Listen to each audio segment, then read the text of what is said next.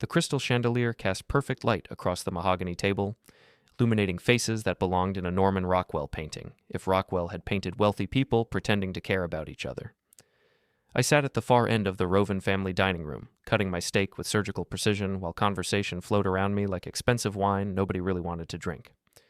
"The Henderson project is moving forward," I said to Max Ventrix, Jessa's father, trying to contribute something meaningful to the evening. As an architect, I'd learned to speak their language of investments and property values. "The lakefront permits came through yesterday." Max nodded politely, but his attention drifted to his younger daughter, Lyra, who was picking at her salmon with the enthusiasm of someone attending her own funeral. Candace Roven, Jessa's mother, dominated the conversation with updates about the country club's upcoming charity auction, her voice carrying that particular tone wealthy women use when discussing causes they've never personally experienced. Then there was Rex Dallin. Rex sat directly across from me, perfectly groomed in a way that suggested he'd never worked a day requiring actual sweat. He'd been Jessa's college boyfriend, the golden boy who'd inherited his grandfather's real estate empire and never questioned whether he deserved it. Tonight, he was here as a family friend, which should have been my first warning sign.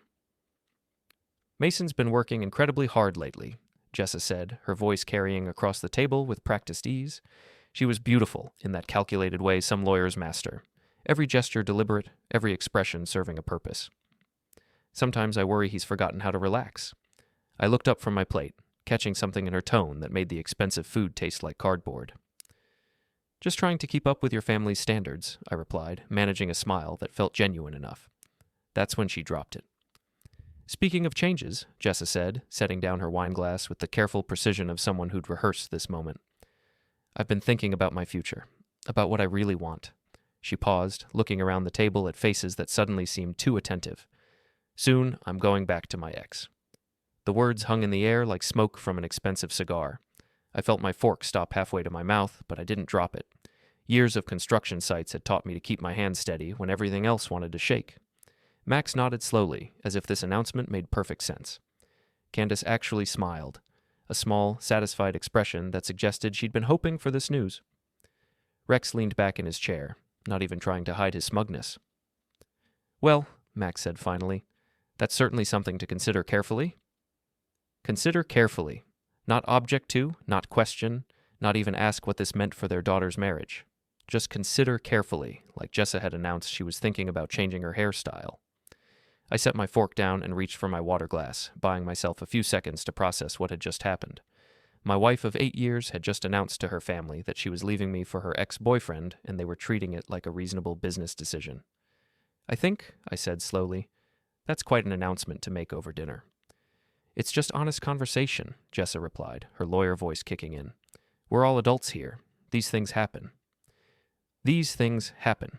Like marriage was a subscription service she'd decided to cancel. I looked around the table again, taking in each face. Max, studying his wine glass with the intensity of a man avoiding eye contact. Candace, already mentally redecorating whatever narrative she'd tell her friends. Rex, practically glowing with satisfaction. Lyra, the only one who looked uncomfortable, her dark eyes fixed on her plate. "You know what?" I stood up, placing my napkin beside my barely touched meal. "Thank you for dinner. The steak was excellent, and the honesty was illuminating." I walked around the table, stopping behind Jessa's chair. For a moment, I considered saying something cutting, something that would wipe that calm expression off her face. Instead, I leaned down and kissed the top of her head. "Drive safely when you leave," I said quietly. "I'll make sure your things are packed properly." Then I walked out of that dining room, through the marble foyer with its ridiculous fountain, and out the front door into the cool evening air. My truck looked out of place in their circular driveway, surrounded by luxury cars that cost more than most people's houses. But it was mine, paid for with my own work, and right now that felt like the most important thing in the world. I was halfway to the driver's door when I heard footsteps on the gravel behind me. "Mason, wait." I turned to find Lyra following me, her heels clicking against the stones. She'd always been the quieter sister, the one who seemed to observe more than she spoke. While Jessa commanded attention, Lyra earned it through intelligence and a sharp wit she rarely displayed in family gatherings. "Let me guess," I said, fishing my keys from my pocket. "You're here to smooth things over. Tell me Jessa didn't mean it the way it sounded." "No," Lyra said, wrapping her arms around herself against the evening chill. "I'm here to tell you to forget her. Just let it go. Walk away and don't look back." I studied her face in the light spilling from the house windows. There was something there I hadn't expected. Not pity, but understanding, maybe even respect. Just forget her? I asked. Forget all of this. Lyra gestured toward the house. Forget the family, forget the drama, forget whatever revenge fantasy you're probably cooking up in that architect brain of yours. I laughed, surprising myself with how genuine it sounded. You think I'm planning revenge? I think you're smarter than they give you credit for, Lyra said, and I think my sister just made the biggest mistake of her life, but fighting this will only make things worse for you. I looked back at the house, where warm light spilled from the dining room windows. I could see silhouettes moving around the table, probably discussing how well that had gone, how cleanly they'd handled the transition. Rex was likely already planning which bedroom he'd prefer. You're probably right, I said, turning back to Lyra. I should just forget the whole thing. Move on with my life. Good, she said, relief evident in her voice. I smiled, feeling something cold and calculating settle in my chest. I'll do exactly that. Forget her completely. Thank you, Lyra said. That's the smart choice. Only if you help me, I added quietly. She froze, her eyes searching my face. Help you what? Finish what your sister just started, I said, opening my truck door. Because if Jessa wants to burn everything down, I think we should make sure she gets exactly what she's asking for. The next morning arrived gray and cold, matching my mood as I sat in my home office staring at blueprints that suddenly seemed pointless. The Henderson project spread across my drafting table, a lakefront development that would have been the biggest commission of my career. Now it felt like planning someone else's future. My phone had been buzzing since 6 a.m. 3 missed calls from Jessa, 2 from her mother, and a text from Rex that simply read, "We should talk like men." I deleted Rex's message without responding and poured another cup of coffee. The house felt different now, like walking through a museum of a life that no longer existed. 8 years of marriage, and it could all be dismantled over dinner conversation. But that was the thing about architecture. You had to understand the foundation before you could plan the demolition. The doorbell rang at exactly 9 o'clock. Lyra stood on my front porch holding 2 cups from the coffee shop downtown, her hair pulled back in a way that made her look younger than her 32 years. She wore jeans and a simple sweater, a stark contrast to the designer dress from last night. Peace offering, she said, holding up one of the cups. And maybe an explanation. I stepped aside to let her in, noting how she looked around the living room with genuine interest. Most of Jessa's family treated my house like a temporary inconvenience, something to tolerate until I could afford something more appropriate to their standards. Nice work on the built-ins, Lyra said, running her hand along the custom shelving I'd installed last year. Jessa never mentioned you did the finish work yourself. Jessa never paid attention to the finish work, I replied, accepting the coffee. It was black, exactly how I liked it. How did you know? I notice things, she said simply. It's a survival skill in my family. We settled into the living room, and for a moment neither of us spoke. Outside, the lake stretched toward the horizon, its surface choppy under the overcast sky. I'd bought this house specifically for that view, back when I thought Jessa and I would grow old watching sunsets from the deck. About last night, Lyra began. Your sister was very clear, I interrupted. No explanation necessary. It wasn't supposed to happen like that, she said.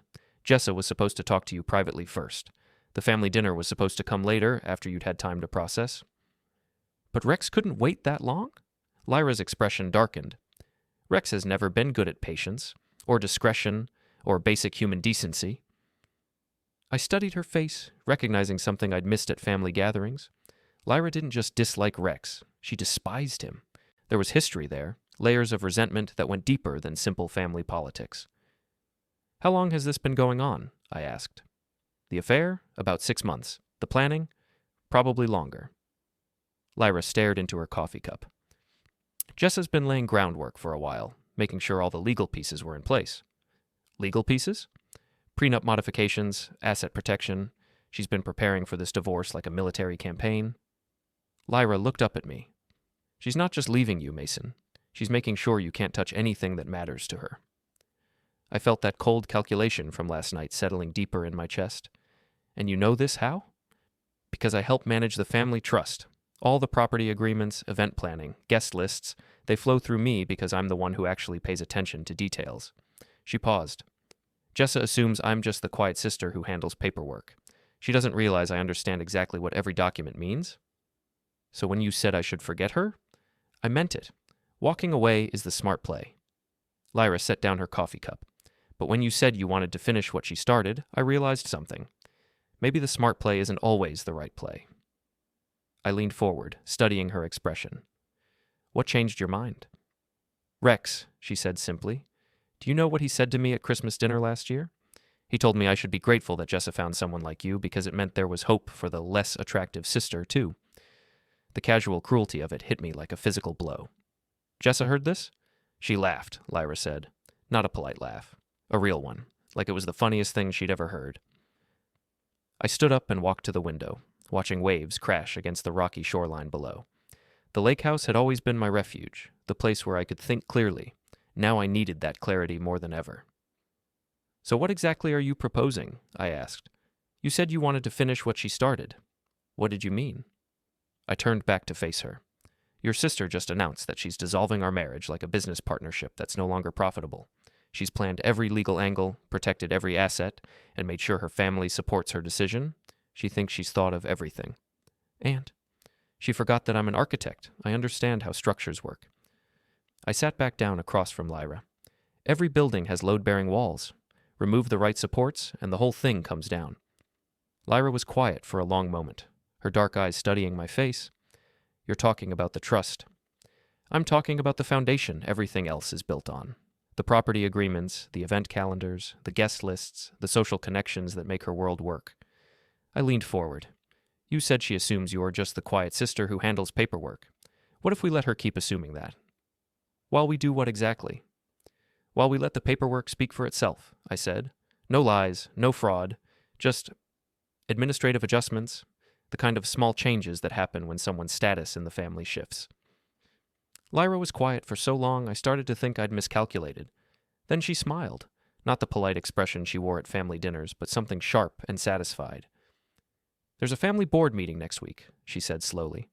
Annual review of trust privileges and property access. Jessa never attends because she assumes her status is permanent. But if someone's marital status was changing, certain privileges would need to be reevaluated, temporarily, of course, until the legal situation stabilizes. Lyra's smile widened. It's just responsible management. I felt the first genuine satisfaction I'd experienced since last night's dinner. How quickly could these temporary adjustments take effect? The guest list for the charity auction gets finalized tomorrow. Property access agreements are reviewed weekly. Shared account authorizations, she paused, calculating, could be updated by Friday. And if someone wanted to contest these changes, they'd need to attend the board meetings they've been skipping for 3 years. They'd need to understand trust law better than the lawyer who's been handling it since before they were born. Lyra stood up, suddenly energized. They'd need to prove their marriage was stable and beneficial to family interests. I walked her to the door, my mind already racing through possibilities. One question. Why are you really doing this? It can't just be about Rex's comment.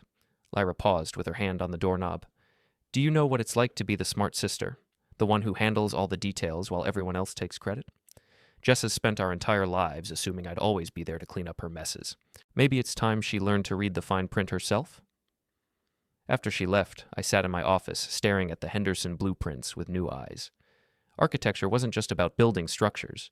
It was about understanding how all the pieces fit together, how stress flowed through the system, and what happened when key supports were removed. Jessa thought she'd planned the perfect exit strategy, but she'd made one crucial error. She'd forgotten that every building needs a foundation, and foundations could be shifted if you knew where to apply pressure. My phone buzzed with another text from Rex. Grow up and call me back. I smiled and started sketching. Not blueprints this time, but organizational charts, family hierarchies, lines of authority and access that could be redrawn with the right paperwork and the right person's signature. By afternoon, I had a plan.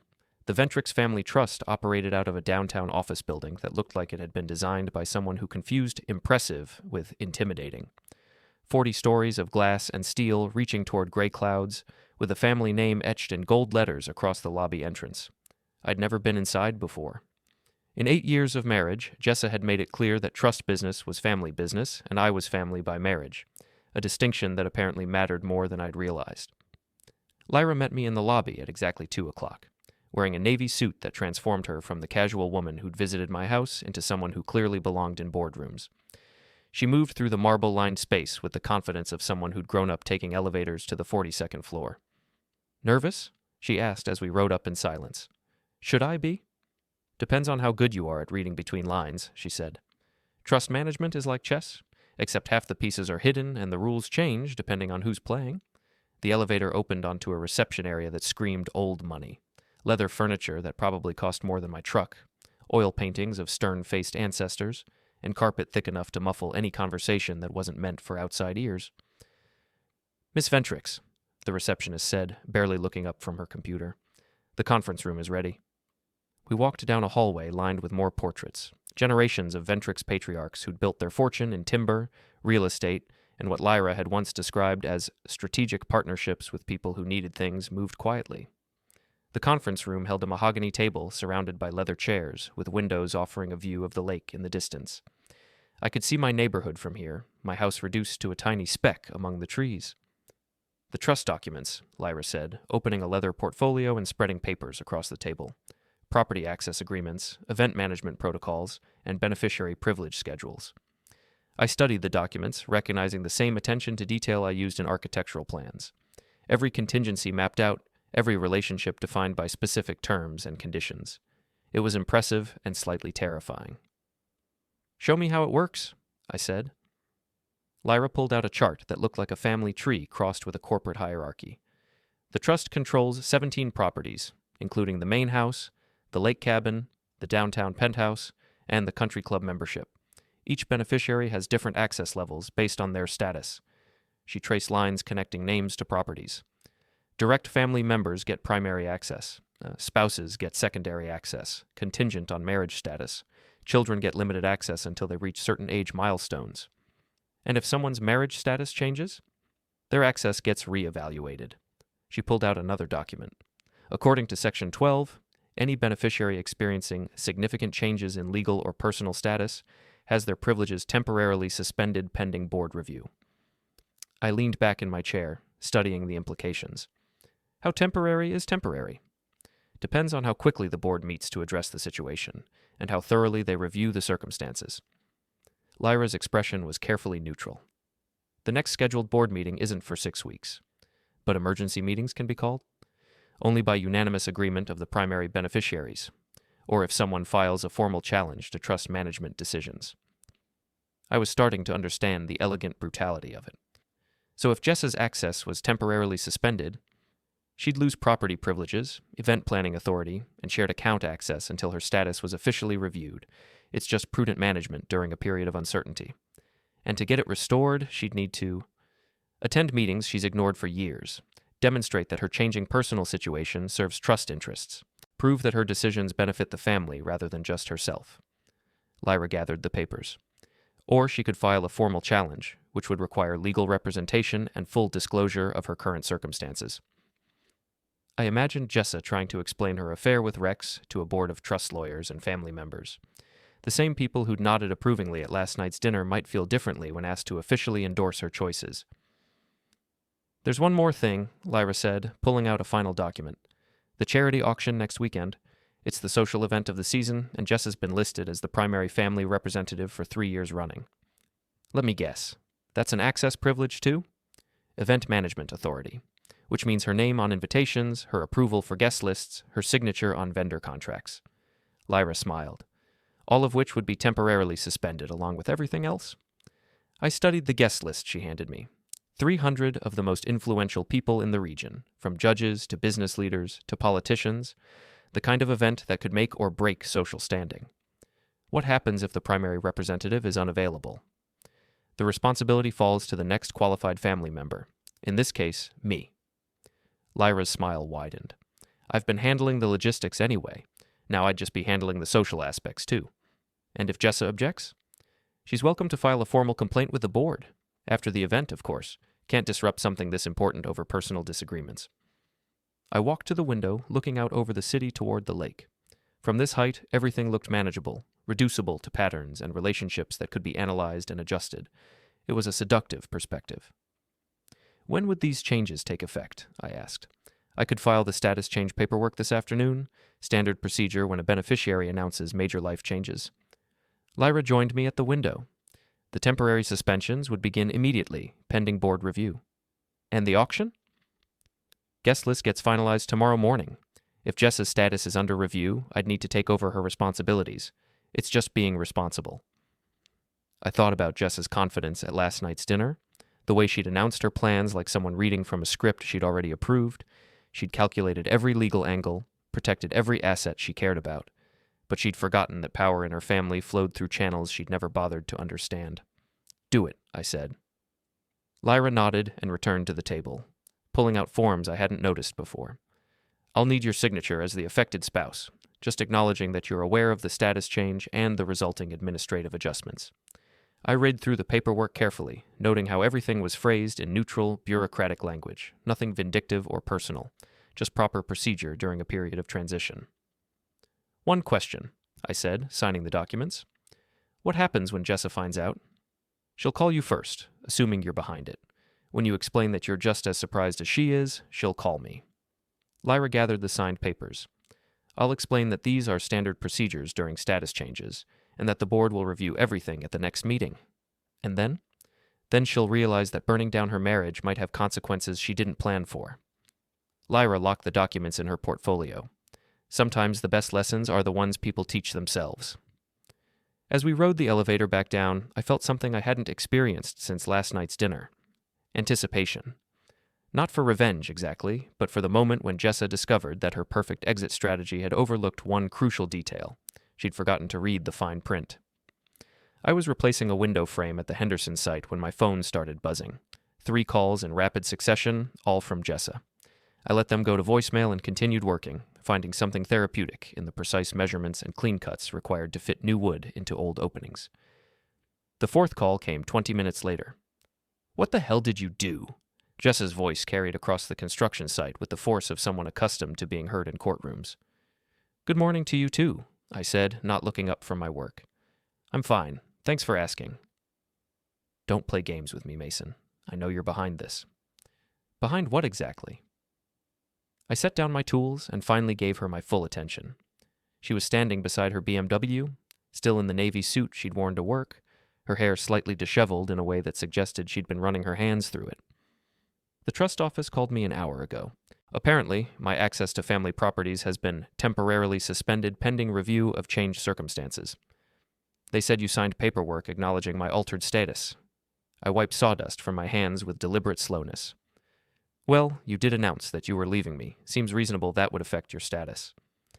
This is exactly the kind of petty revenge I expected from you." "Revenge?" I laughed, surprised by how genuine it sounded.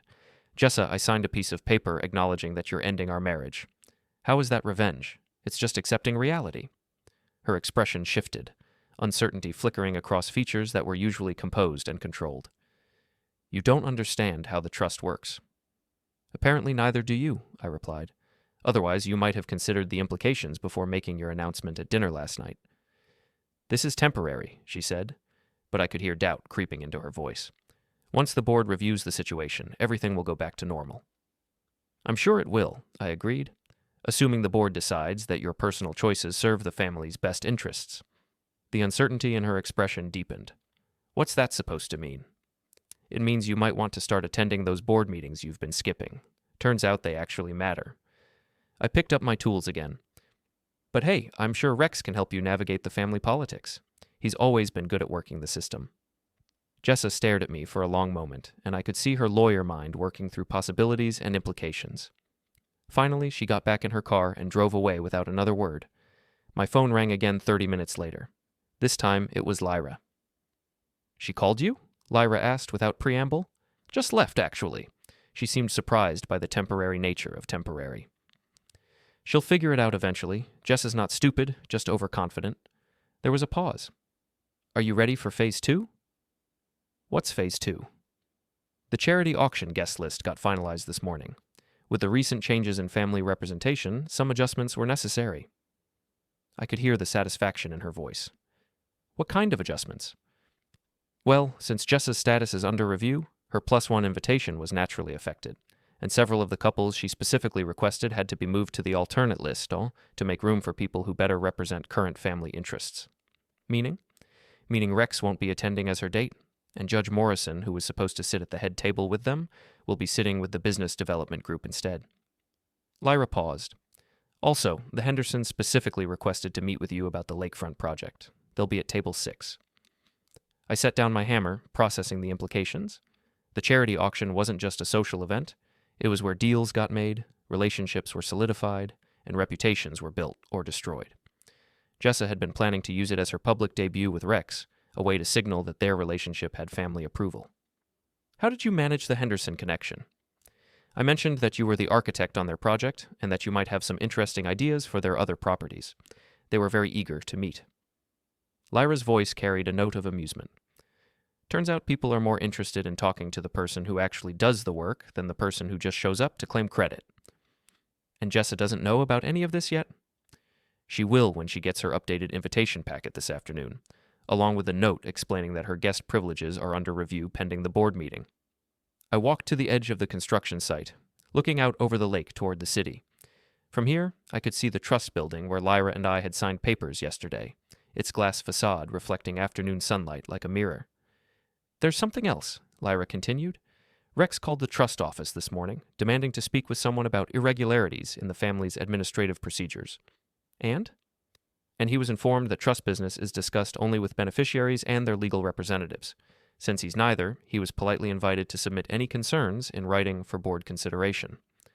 I laughed despite myself. How did he take that? About as well as you'd expect. He threatened to call my father directly. Will that work? Dad's in Switzerland until next week, and he hates being bothered with administrative details anyway. That's why he delegated trust management to me in the first place. There was a pause. Besides, Rex burned that bridge years ago. What do you mean? Remember the Christmas dinner comment I told you about? Dad heard it too. He just didn't say anything at the time. Lyra's voice hardened. My father has very specific ideas about how family members should be treated. Rex crossed a line he doesn't even know exists. I was starting to understand that the Ventrix family dynamics were more complex than they appeared at formal dinners. There were currents and undercurrents, old grievances, and carefully maintained balances that outsiders like me, and apparently Rex, didn't fully grasp. So, what happens next? Next, Jessa realizes that her perfect plan has some unexpected complications. She'll try to fix them, of course, but that requires understanding systems she's never bothered to learn. Lyra paused.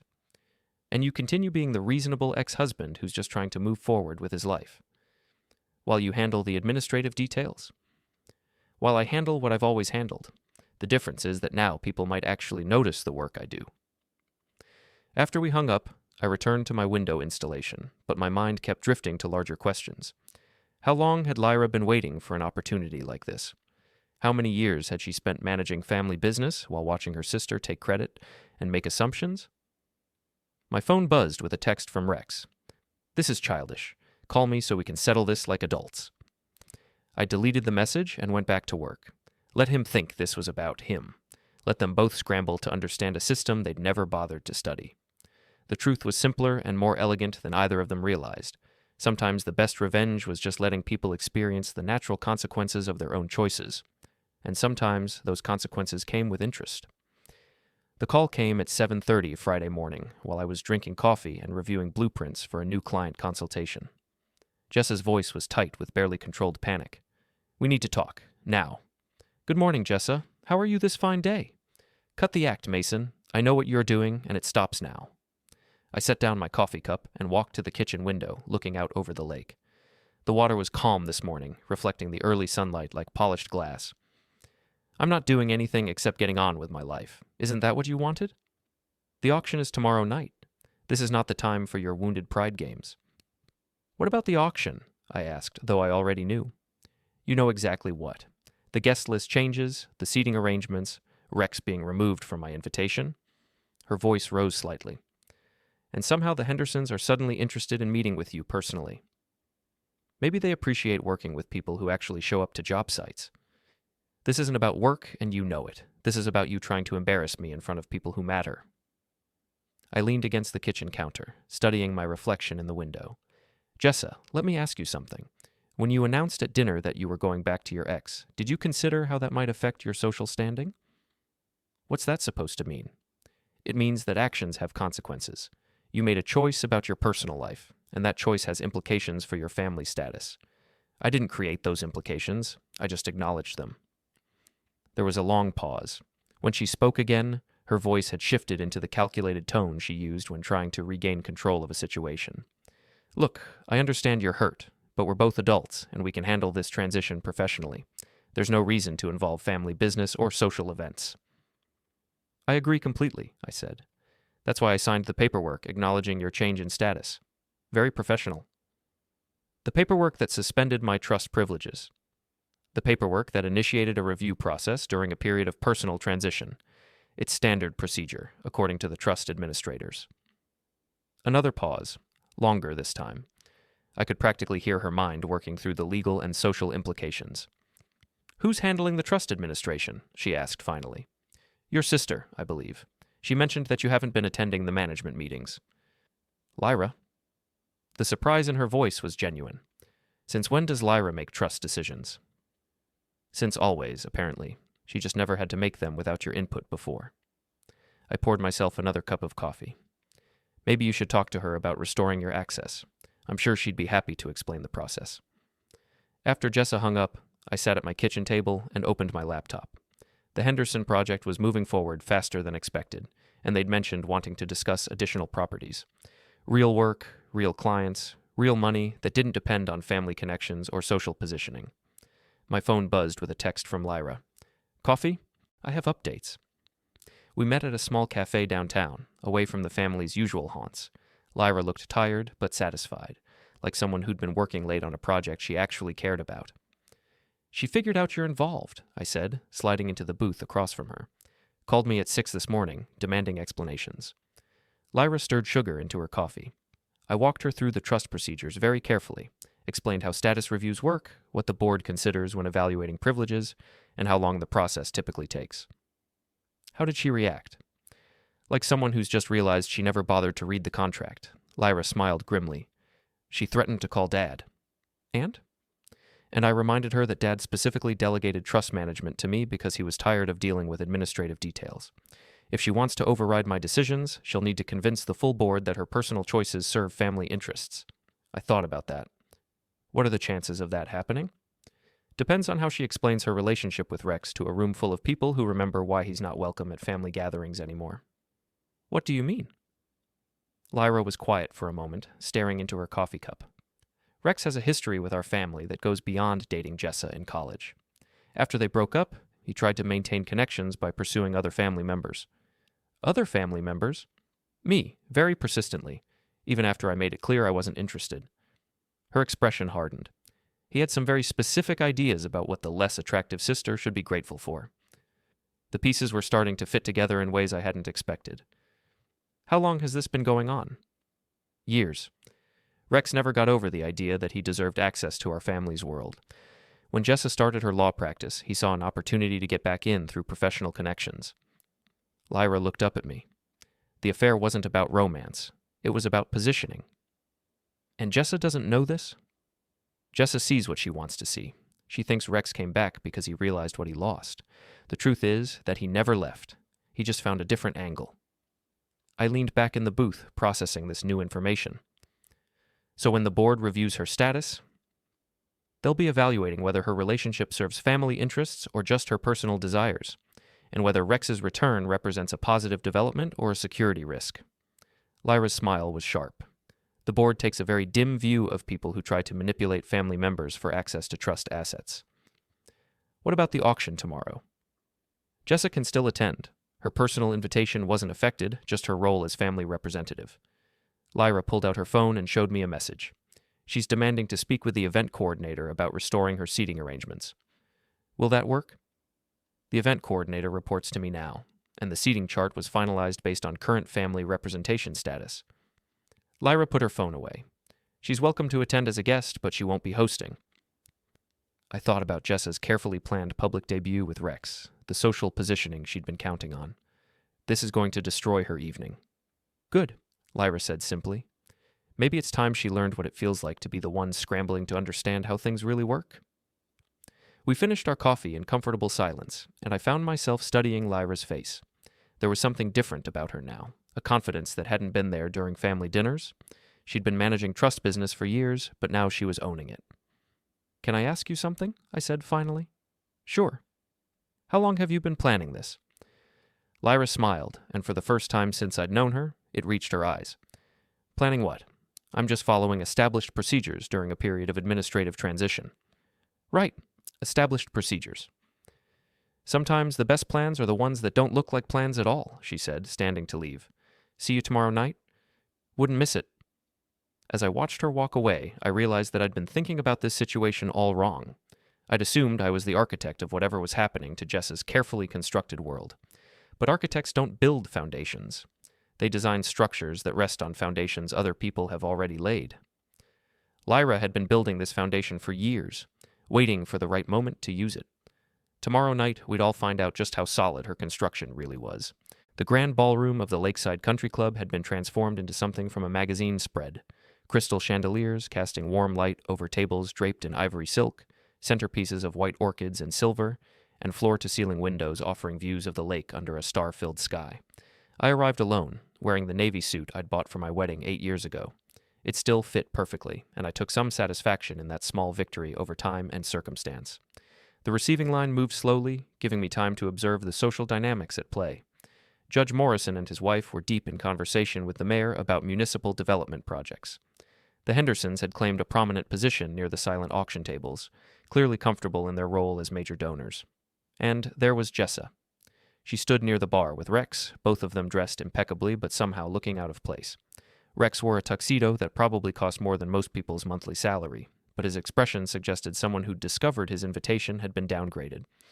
Jessa's dress was stunning, black silk that emphasized her lawyer's composure, but I could see tension in the way she held her shoulders.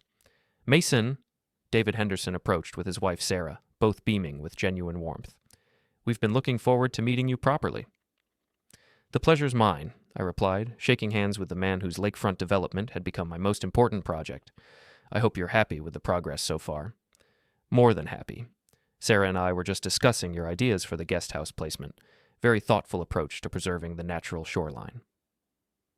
We talked for several minutes about sightlines and environmental impact, the kind of detailed conversation that reminded me why I'd become an architect in the first place, real problems, practical solutions, work that would outlast the people who created it. We should discuss our other properties, Sarah Henderson said. We have some ideas that might interest you. I'd love to hear them. Excellent. We're at table 6. You'll join us for dinner? I glanced across the room toward the head table, where Jessa was studying a seating chart with obvious frustration. I'd be honored. As the Hendersons moved on, I felt a presence beside me and turned to find Lyra approaching. She wore a midnight blue dress that transformed her from the quiet sister into someone who clearly belonged at the center of attention. Her hair was styled in an elegant updo that emphasized the intelligence in her dark eyes. You clean up well, she said with a smile. So do you. Very impressive transformation from trust administrator to event host. Same person, different context, she gestured toward the crowd. Amazing how much more clearly people see you when you're standing in the right light. I followed her gaze across the room, taking in the subtle social geography. The most influential guests were clustered around tables 6 through 10, engaged in animated conversations about business and politics. Tables 1 through 5, traditionally the most prestigious positions, seemed oddly diminished, populated by people who looked like they were waiting for something more important to happen. Interesting seating arrangement, I observed. I thought it was time to recognize people based on their actual contributions rather than their assumed importance. Lyra's smile was sharp. Turns out, when you remove the artificial hierarchy, the real power structure becomes much more obvious. Across the room, Rex was gesturing emphatically at someone I didn't recognize, his voice carrying just enough for me to catch fragments about administrative errors and temporary confusion.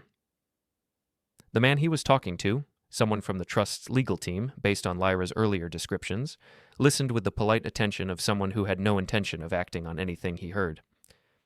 How's Jessa handling the evening? I asked. About as well as you'd expect. She spent the last hour trying to understand why her carefully planned social debut has turned into a lesson in family hierarchy. Lyra paused. Rex is not handling it well either. What do you mean? He cornered me earlier, demanding to know who authorized the changes to family protocol. When I explained that I authorized them, based on standard procedures during status transitions, he suggested that I was overstepping my authority. And I suggested that he review the trust documentation before making accusations about authority he doesn't understand. Her expression hardened. Then I reminded him that non-family members who attempt to interfere with trust administration can be permanently banned from family events. I studied Rex across the room, noting the way he kept checking his phone and glancing toward the exit. He's not staying for dinner? Apparently he has somewhere more important to be. Lyra's tone was carefully neutral. Something about this not being the right environment for the conversations he needs to have. The announcement for dinner seating interrupted our conversation, and I made my way to table 6. The Hendersons had saved the seat beside them, and I found myself surrounded by people who actually wanted to discuss the work I did, rather than the family I'd married into. From my position, I had a clear view of table 12, where Jessa sat with 3 other couples I didn't recognize. She kept glancing toward the head table, where Lyra was engaged in animated conversation with Judge Morrison and the mayor. The contrast was stark. Lyra looked like someone who belonged exactly where she was, while Jessa looked like someone trying to figure out how she'd ended up in the wrong seat. "The guest house project," David Henderson was saying, pulling my attention back to the conversation. "We're thinking about something that could serve as both family retreat and business venue. Somewhere we could host smaller events, maybe some of the foundation meetings." "Interesting challenge," I replied, genuinely engaged. "You'd need flexibility in the design, spaces that could transition between intimate and professional uses." "Exactly. Sarah thought you might have some innovative ideas about that kind of dual functionality." We spent the next hour discussing architecture and design, interrupted only by the auction presentations and brief speeches from various community leaders. It was the kind of evening I'd always enjoyed, substantive conversation with people who appreciated craftsmanship and attention to detail. During the dessert course, Jessa appeared beside our table. "Mason, could I speak with you privately?" I excused myself and followed her to a quiet corner near the windows overlooking the lake. Up close, I could see the strain in her expression, the careful control that was costing her considerable effort. "This has gone far enough," she said without preamble. "What has?" "You know exactly what. The trust privileges, the seating arrangements, the social positioning. You've made your point." I looked out at the lake, its surface reflecting the lights from the ballroom. "Jessa, I haven't made any points. I've just accepted the reality you created when you announced you were leaving me. This isn't about our marriage. This is about you trying to destroy my standing in the community." "Your standing in the community was never mine to destroy," I said quietly. "It was yours to maintain, and maintaining it required understanding how it actually worked, not just assuming it would always be there."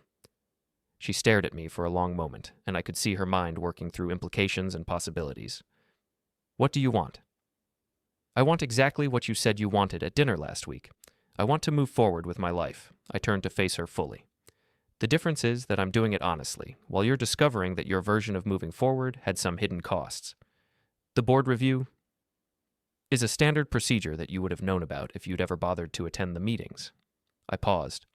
"Or if you'd ever asked Lyra about the work she does, instead of just assuming she'd always handle the details while you took the credit." Jessa's composure cracked slightly. "Lyra's behind this." "Lyra's doing exactly what she's always done, managing family business according to established procedures. The only thing that's changed is that now people are paying attention to how much work that actually involves. And you're just coincidentally benefiting from her new assertiveness?" I smiled, feeling genuinely amused for the first time all evening. I'm benefiting from treating people with respect and recognizing their contributions. Novel concept, I know. Jessa looked back toward the dining room, where Rex's empty chair at table 12 stood as a visible reminder of how badly she'd miscalculated the evening's dynamics. "This isn't over," she said finally. "Yes, it is," I replied. "You ended it when you decided that our marriage was something you could dissolve over dinner conversation. Everything that's happened since then has just been the natural consequence of that choice." I returned to table 6, where the Hendersons were discussing their foundation's upcoming projects with genuine enthusiasm. Real work, real relationships, real opportunities that had nothing to do with family politics or social positioning. As the evening wound down, I found myself standing on the terrace overlooking the lake. Lyra joined me there, looking satisfied in a way I'd never seen before. "Successful evening?" I observed. "Very. The foundation raised more money than expected, several new business relationships were established, and people seem to have a clearer understanding of how things actually work around here." She paused. "How was your conversation with Jessa?" "Educational, for both of us, I think."